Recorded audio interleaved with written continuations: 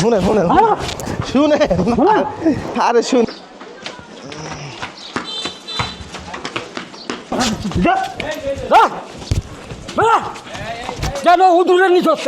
আমরা এই পর্যন্ত যাদের কাছে টাকা দেখছি তার টাকা জমাই তারা নষ্ট হইলো বা ময়লা হয়ে গেল বা খারাপ মানে সোজা কথা যাই হোক না কেন এটার দিকে তাদের কোনো খেয়াল নাই।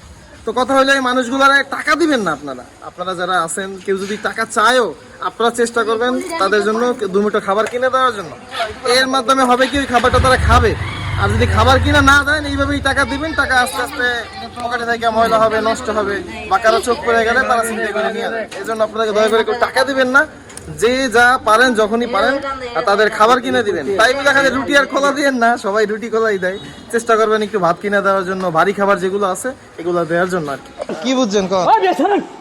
থামেন না, বুঝা গেছে কি আমরা দান করতে দান